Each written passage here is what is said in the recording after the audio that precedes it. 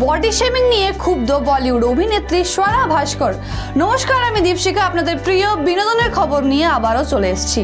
আসলে সম্প্রতি একজন সোশ্যাল মিডিয়া ব্যবহারকারী সোশ্যাল মিডিয়া প্ল্যাটফর্ম এক্সে তার পুরনো এবং নতুন ছবি শেয়ার করে স্বরার চেহারার তুলনা করেছেন। শুধু তাই নয়, ব্যবহারকারী স্বরার বাড়তি ওজন নিয়েও মজা করে বলেন সে কি খায়। ট্রোলারের পোস্টের জবাবে স্বরা লিখেছেন, আমি মা হয়েছি, ভালো কিছু করো নলিনী। স্বরা ইতিমধ্যে ব্যবহারকারীর ক্লাস নিয়েছে।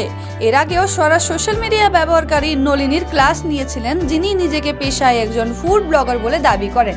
কিছুদিন আগে নলিনী তার খাবারের প্লেটের একটি ছবি শেয়ার করেছিলেন, যাতে পনির এবং ভাজা ভাত রাখা ছিল।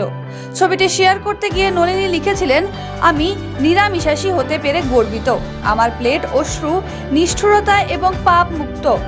এই পোস্টটি পুনরায় শেয়ার করার সময় স্বরা লিখেছেন, সত্যি বলতে আমি নিরামিষাশীদের সম্পর্কে কিছু বুঝতে পারি না।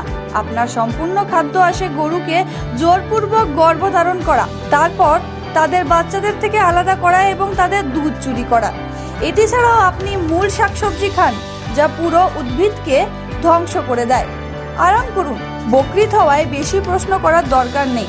এই মন্তব্যে অনেক ব্যবহারকারী তাকে ট্রোলও করেছেন। স্বরা 2023 সালে সমাজবাদী পার্টির নেতা ফাহাদ আহমদকে বিয়ে করেছিলেন। 23 সেপ্টেম্বর 2023 স্বরা রাবিয়া নামে একটি কন্যা সন্তানের জন্ম দেন। স্বরা বিয়ের পর থেকে চলচ্চিত্র থেকে দূর রয়েছেন এবং তার মেয়েকে মানুষ করতে ব্যস্ত রয়েছেন।